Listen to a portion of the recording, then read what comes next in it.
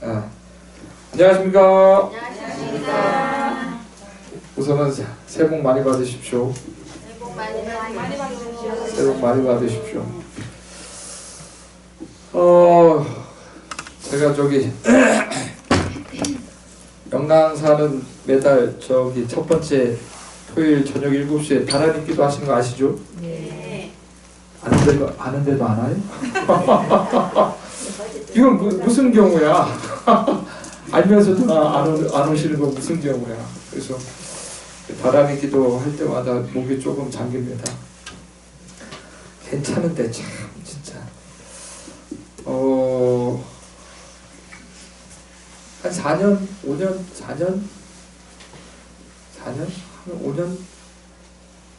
4년 좀 넘은 것 같아. 4년 좀 넘은 것 같아. 5년째 돼가는 것 같은데 한 달에 한 번 이렇게 다란히 독성기도 한 게 처음에는 한 달에 한 번 성지순례를 가자고 막 사람들이 그래서 제가 밖에 싸돌아 다니는 걸 별로 안 좋아하거든요. 네, 방에 콕 처박혀 있는 걸 좋아해요. 그래서 아니 무슨 저기 성지가 따로 있냐? 네, 내 마음 그 자리에서 기도하는 게 성지지 뭐. 그래서 시작한 게 다른 기도인데 처음에는 다른 사람을 위한 기도였던 것 같아요. 근데 어느 순간 그 한 달에 한 번 하는 그 기도로 제 스스로도 많은 힘을 받는 것 같습니다.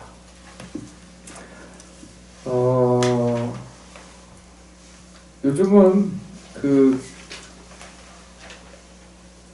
워낙 미디어 통신이 발달돼 있어가지고 언제 어디서나 부처님의 이렇게 가르침을 들을 수 있는 좋은 세상인데 중요한 건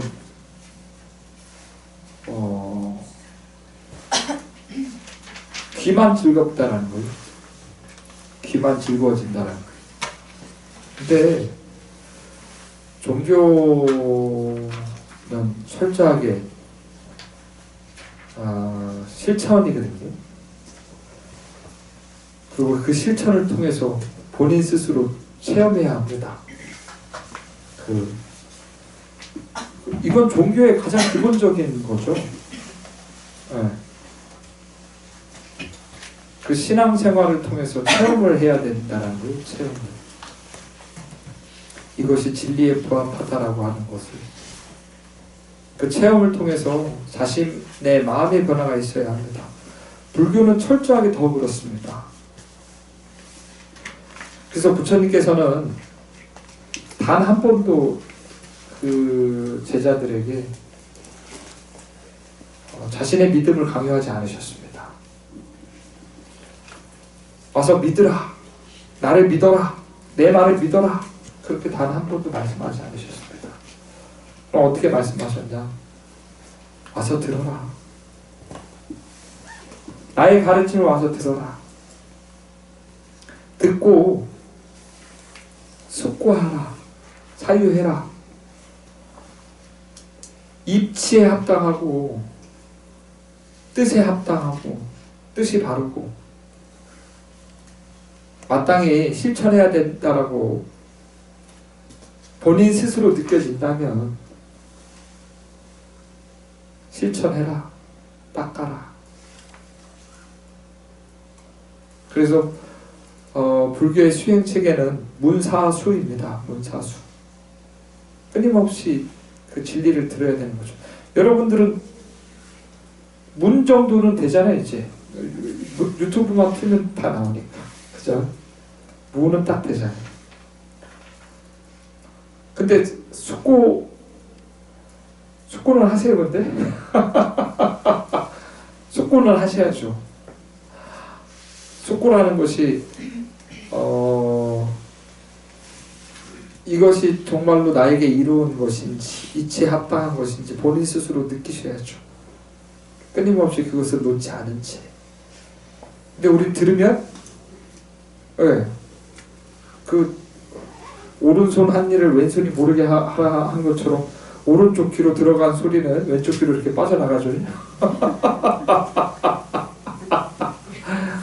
그러니까 근데 그렇게 숙고하셔야 합니다. 그리고 숙고하셨으면 마땅히 실천하셔야 합니다.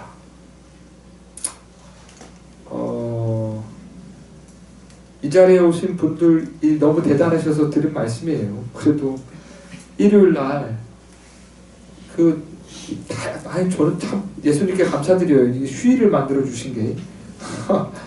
근데 불교는 휴일의 의미는 없거든요. 아니 365일이 똑같아.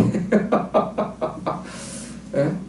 가끔 쉬는 날도 있어야 되는데 참 쉬는 날이 일 없는 날이 쉬는 날인 것 같아요. 예전에 주지가 아닐 때는 비 오는 날이 참 좋았거든요. 수덕사에서 비 오면 마당을 안 쓰니까. 근데 주지가 되니까 비 오는 날이 그닥 좋지가 않아. 불자님들이 안 오니까. 네? 주지가 아닐 때는 그렇게 하늘에 대고 비 좀 와라고, 비 좀 오라고, 비 좀 내려달라고 막 그렇게 하늘만 쳐다봤는데 이제는 비 오고 눈 오면 막 짜증이 나요. 사람 마음이 이렇게. 근데 그렇게 본인의 그 자기 정화를 해야 합니다. 본인 스스로의 자기 정화 시간이 필요합니다. 그저 귀만 즐거운 것이 아니라 한번 자신을 내려놓는 그런 순간이 필요합니다. 자신이 잡고 있었던 것을 과감하게 내려놓고 정말 그 한계에 부딪혀가면서 자신을 내려놓는 그 신앙의 체험이 필요합니다. 그것을 통해서 스스로를 정화할 수가 있습니다. 그래서 올해 신년 계획은 다 세우셨습니까? 네. 자, 우리 성형부사님 신년 계획 뭐 세우셨어요? 아프지 않는 거? 건강만 하면 되죠. 저도 신년 계획을 세웠습니다. 올 한해는 이 영랑사 이륜법회가 한 50명을 꽉 한번 채워보길 바랄 뿐입니다. 50명을 한번 채우려면 뭘 어떻게 해야 되냐? 우리가 같이 함께 사기를 쳐야 돼요. 여러분들이 당진에 나가서 만나는 사람마다 영랑사 주지심이 대단하다고 이렇게 사기를 쳐야 돼요. 그 사람들이 여러분들의 감언 이설에 속아서 이 영랑사를 와야 된단 말이에요. 근데 여러분들이 제 사기에 통하지를 않네요. 이야기도 듣지 않는데 어떻게 안 들어요? 여러분들이 믿음이 부족해서 그래. 아니 연불도 이 정도면 됐고 이 교리도 이 정도면 좀 괜찮은 것 같은데 왜 소문을 이렇게 안 나는 거지? 왜 안 나는 거예요? 저희들이 말주변에서 그래요.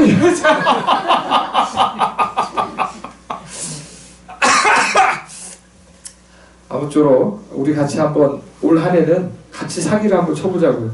그래서 일요일날 일요법회 국수를 한 50명이 먹을 수 있는 그날이 빨리 오기를 신년 계획을 그렇게 한번 세워보도록 하겠습니다.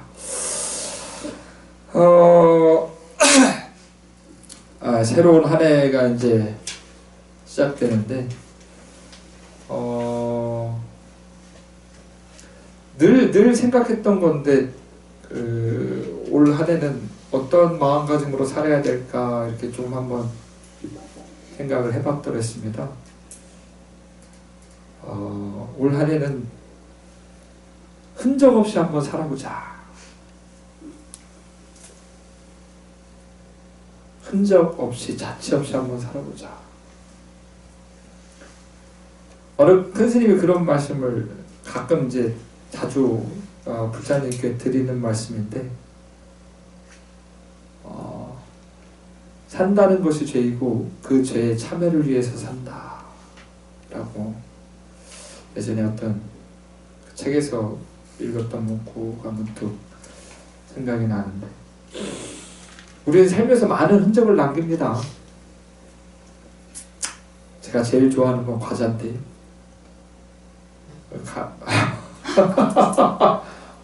과자 아그작 거리는 게 좋잖아요. 식감이 아그작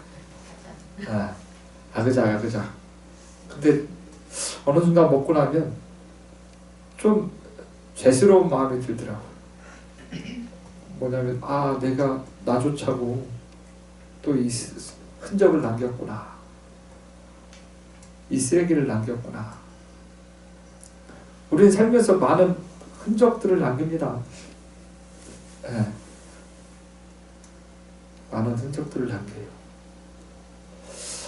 근데 제일 흔적을 많이 남기는 게 뭘까요?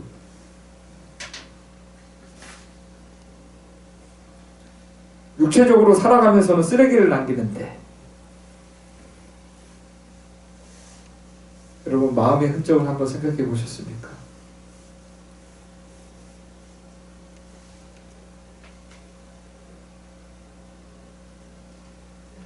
마음도 흔적을 남깁니다.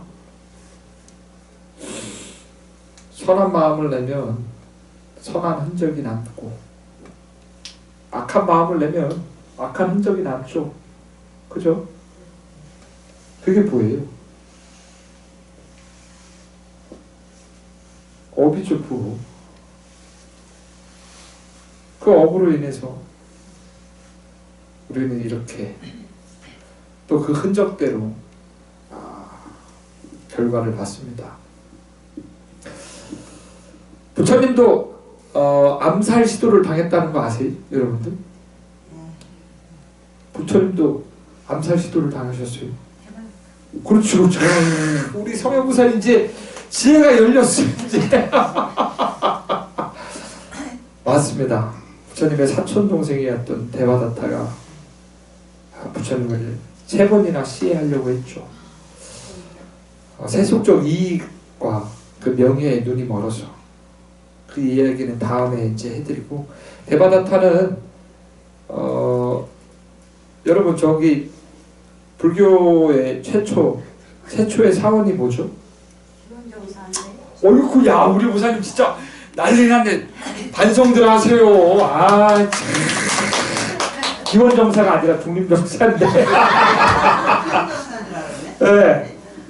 마가다국의 왕이었던 빈비사라 왕이 부처님께 자신이 소유하고 있던 고요한 동산에, 대나무숲이라고 하는 대나무들이 자라고 있는 동산에 부처님과 부처님의 제자들이 수행할 수 있게 그렇게 정사를 지어서 만들어 주신 것이 불교의 최초의 사원입니다. 근데 그 빈비사라 왕은 부처님과 평생 어떻게 보면 조력자고 후원자이며 보호자이며 불교 교단을 많이 지원해준 왕이었죠. 근데 그럼에도 불구하고 빈비사라 왕의 끝은 좀 안타까웠습니다. 네. 빈비사라 왕은 늦게까지 자식이 없었더래요. 빈비사라 왕이 예언자, 우리가 흔히 말하는 이제 점쟁이 무속인을 찾아가서, 예언자를 찾아가서 자신이 자식이 있으면 자식이 있었으면 좋겠다. 어떻게 해야 자식을 낳느냐? 나에게 자식의 인연이 없는가라고 물어보니 그 예언자가 말하기를, 저 산에 어떤 한 선인이 살고 있는데 그 선인이 죽으면 3년 뒤에 다시 태어나서 왕의 아들로 태어날 것입니다. 근데 늦게까지 자식이 없었던 빈비사라 왕은 너무나 이제 간절했던 거예요. 애가 탔던 거예요. 애가 탔던 거예요. 그렇잖아요, 그죠? 그냥 보통 사람도 아니고 왕이고, 그리고 신선술의 가장 기본은 뭐예요? 장수예요, 장수. 부처님 이렇게 고요한 생활을 하면 수행을 하면 장수는 기본이에요. 그래서 부처님의 제자들은 다 오래 사셨어요. 우리가 흔히 말하는 2차 결집 때도 부처님을 직접 친견했던 제자들이 살고 있었으니까.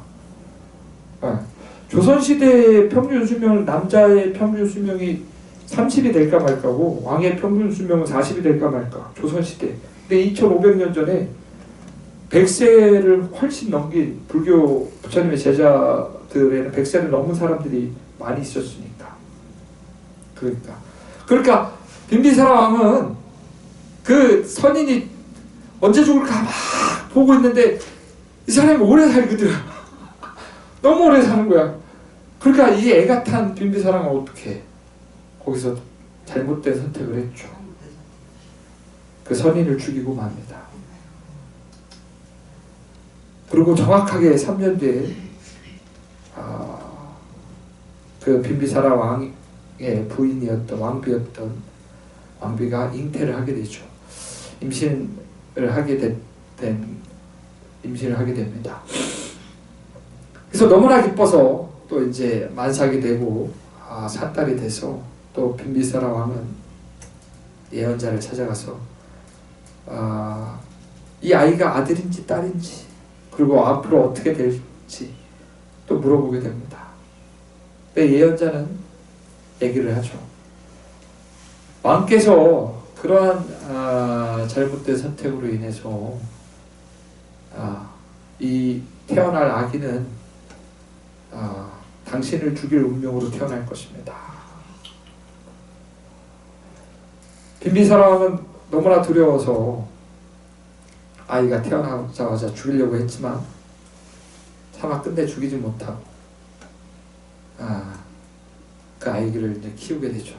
아니나 다를까 그 빈비사라 왕의 아들 이제 왕자였던 한역으로는 아사세라고 하고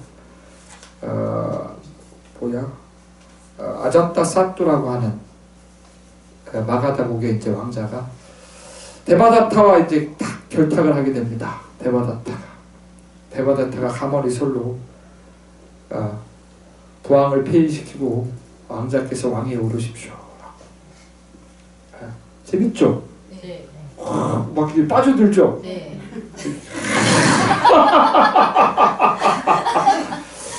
그러면서 그 아자타사뚜 왕자는 그 데바다타의 그 가머리설에 속에서 부왕을 폐위시키고 밀실에 가둬서 어떻게 차마 칼로 죽이지 못하고 아사를 시킵니다.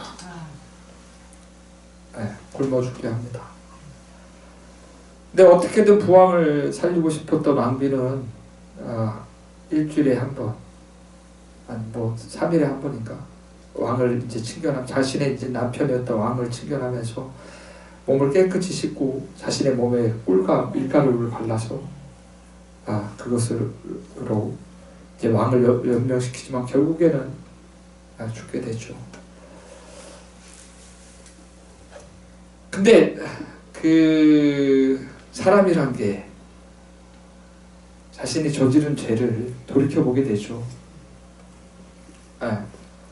극심한 병에 악몽에 시달리고 극심한 그 악몽으로 인해서 점점 몸이 약해지고 몸에서는 이상 증세가 이제 나타나기 시작합니다. 종기가 나고 막. 그래서 아자타사뚜 왕은 이제 왕이 됐죠. 왕은 그 너무나 이제 불안한 그 공포와 부왕을 죽였다고 하는 그 두려움과 공포가 그것을 이제 어떻게든 정당화시키려고 다양한 이제 수행자들을 만나게 됩니다. 부처님 제세시 부처님이 살아계실 때에는 부처님뿐만 아니라 인도 문화가 다 수행자 문화였기 때문에 유명한 사람들이 많았어요. 부처님은 당시에 신흥 세력이었죠. 신흥 세력. 더 오래된 더 큰 집단의 수행자들이 많았기 때문에 그들을 다 만나지만 그 어느 것도 아자타사뚜 왕은 그들의 이야기로부터 마음이 편안해지지 않았습니다. 어떤 사람은 지옥은 없다. 어떤 사람은 단명 이번 생이 끝나면 끝이다. 어떤 사람은 뭐 아무것도 원인과 결과가 없다 하면서 다양한 자신의 철학으로 아자타사또 왕을 이렇게 발음이 안 돼서 이제 아사세라고 할게요. 아유 추리가 혀가 꼬이네. 아사세 왕을 편안하게 하려고 하지만 그 어느 것도 아사세 왕은 마음에서 괴로움으로부터 마음이 벗어나지 못했습니다. 점점 더 약해지고 점점 더 괴롭고 몸이 아픈 것보다 마음이 더 괴롭고지고 힘들어진 상태가 됐죠. 그래서 왕의 주치의였던 의사가 있었는데 비비사라 왕은 그 자신의 주치의였던 그 기바라고 하는 의사를 부처님의 그다음 비구 승가의 주치의로도 임명해서 그 승가를 돌보게 했습니다. 그래서 그 왕의 주치의였던 그 의사는 이 승가 부처님의 승단을 왔다 갔다 하면서 왕을 이렇게 돌보는 주치의가 되었죠. 그래서 이제 아사세 왕은 알고 있었죠. 이 주치의가 부처님과 비구 승가 불교 승단에 왔다 갔다 하고 있는 걸. 그럼에도 불구하고 이 주치의는 부처님을 만나러 가자라고 말을 하지 않습니다. 아사세 왕도 당연히 알고 있었죠. 왜? 당신의 부왕이었던 빈비사라 왕이 지극하게 대우를 하고 존경해 맞이했던 분이 바로 서가모니 부처님이라는 걸 알고 있었기 때문에. 그럼에도 불구하고 이 주치의가 자신을 부처님께 이끌지 않자 묻죠. 왜 부처님의 이야기를 꺼내지 않는가? 왕께서 말을 할 때까지 기다렸습니다. 그래서 아사세 왕은 부처님을 친견하기 위해서 중림정사로 향합니다. 코끼리를 타고 이제 부처님이 있는 곳으로 가는데 부처님은 항상 어떻게 부처님이 홀로 있지는 않죠. 부처님의 제자들이 있을 겁니다. 근데 1200명의 그 부처님의 제자들이 모여있는 그 정사는 너무나 고요했습니다. 그래서 극심한 공포에 떨고 있던 아사세 왕은 주치의였던 기바에게 왜 이렇게 조용하느냐? 저 정사에는 아무도 없는가? 저들이 혹시 너무나 조용하니까 암살자를 보낸 건 아닌가라고 막 하니까 주치의가 아닙니다 왕이시여, 저들은 고요한 삼정 수행을 하고 있습니다. 그러면서 이제 안심이 돼서 코끼리에서 내리고 부처님이 계신 곳으로 향하게 되죠. 그래서 부처님께 묻습니다. 다양한 직업군들이 있고 다양한 직업을 가진 사람들이 있고 그들은 다양한 직업을 통해서 결실을 얻습니다. 어부는 그물을 쳐서 물고기를 잡고 농부는 씨를 뿌려서 곡식을 얻고 다양한 직업인들은 자신의 직업을 통해서 다양한 결실을 얻는데 출가한 수행자도 결실이 있습니까? 라고 묻습니다. 이 말인즉슨 인과가 있습니까? 라고 묻는 거죠. 그 말인즉슨 뭐냐? 내가 아비를 죽였다. 내가 부왕을 죽였는데 이거에 대한 인과가 있습니까? 라고 애둘러 말을 하는 거죠. 왜? 그 죄에서 벗어나고 싶으니까. 부처님께서는 명확하게 말씀하시죠. 출가 수행자의 수행의 결실은 있습니다. 나의 가르침을 통해서 그 가르침대로 법답게 실천하면 마음의 괴로움에서 벗어나게 됩니다. 라고. 그제서야 비로소 인과가 있음을 명확하게 알고 아사세 왕은 그 현실을 직시하게 됩니다. 그래서 부처님의 가르침을 통해서 이렇게 수행했을 때 그 괴로움으로부터 벗어날 수 있다는 것을 명확하게 받아들이게 되죠. 그렇다고 해서 그 흔적이 지워지지는 않을 겁니다. 부왕을 죽였다고 하는 오역죄라고 해서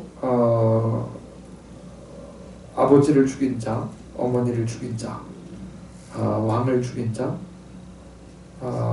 부처님을 죽인 자, 승단을 분열시킨 자, 이 다섯 가지는 오역죄라고 해서 무간지옥에 바로 떨어진다 그래요.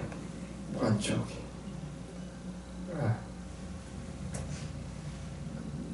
그럼에도 불구하고 아사세 왕은 그 자리에서 부처님께 참여를 합니다.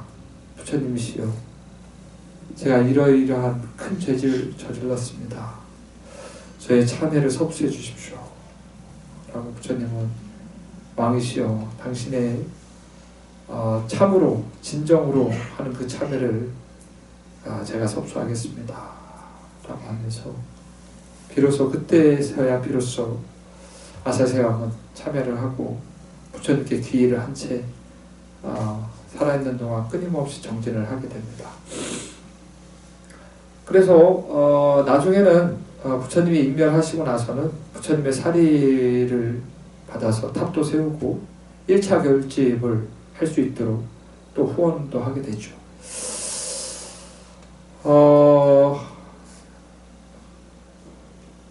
흔적 없이 산다라고 하는 그 마음을 올 한 해 저는 목표로 한번 살아보려고 합니다. 흔적 없이 다양한 모든 이제 올 한 해도 다양한 인연들이 찾아오고 다양한 상황들이 발생할 것 같습니다. 제 뜻대로 세상이 움직이는 건 아니니까. 제 뜻대로 여러분들이 움직이는 건 아니듯이 여러분들이 저를 밖에 나가서 소문을 안 내잖아요. 저는 여러분들이 소문을 내주길 바라는데 제 뜻대로 여러분들이 안 움직이잖아요. 그렇듯이 세상은 제 뜻대로 움직이지 않습니다. 여러분들의 마음대로 움직이지 않습니다. 그 마음대로 움직이지 않을 때 흔적 없이 살기 위해서는 그 마음대로 움직이지 않는다는 그 사실을 받아들이셔야 합니다. 때로는 진실을 진실 그대로 받아들이는 것이 가장 빠른 방법이고 가장 현명한 방법일 수 있습니다. 아무리 애둘러서 그것을 애써 피하고 회피하려고 해도 사실은 사실이니까요. 언젠가 마주칠 사실일 수밖에 없으니까요. 누구도 피할 수 없는 사실이고 진실이니까요. 그래서 때로는 원인과 결과를 바르게 알아서 자신에게 찾아온 그 인연을 겸허하게 받아들일 수 있는 그 용기를 가지셨으면 합니다. 그렇게 겸허하게 받아들일 때, 그렇게 겸허하게 받아들인다는 것은 더 이상의 마음의 흔적을 남기지 않습니다. 근데 어리석은 부처님 가르침을 배우지 않은 인연이 없는 사람들은 그러한 사실에서 또 어떻게 마음을 내죠. 또 흔적을 남깁니다. 그리고 또 그렇게 업이 되죠. 자신이 낸 흔적 때문에 또 흔적을 내는 어리석은 우를 범하지 않기를 바랍니다. 그저 있는 그대로 흔적 없이 한번 받아들이는 불자가 되시기를 발언드리면서 끝났슈. 밥 먹어야 돼. 시간은 금방 가. 그죠? 네. 알겠습니다. 하여튼 이번 한 주도 마음이 늘 여유하시고 평온하신 그런 한 주가 되시길 간절히 바람드리면서 다음 주에 뵙겠습니다. 그리고 끄셔도 돼요. 그리고 제가 저기 매년 입출 때는 그냥 이렇게 뭐 이렇게 이 부적을 쓰는데 혹시라도 저기 기름 보시하고 싶으신 분들은 여기다가 당신 이름이랑 그렇게 해서 뭐 다른 사람들은 저기 뭐야 참기름이나 또 다른 기름을 쓴다는데 저는 들기름이 좋더라고요. 깨끗하고 맑아서. 그래서 뭐 이렇게 좀 하실 분들은 좀 보시해 주시면 감사하겠습니다. 네. 서로 논의를 하세요. 갑자기 여기 없던 들기름 10병 이렇게 쫙 그럴 일은 없겠지만 생기면 안 되잖아요. 그죠? 아니 그거 안 껐어요? 꺼요. 성불하십시오.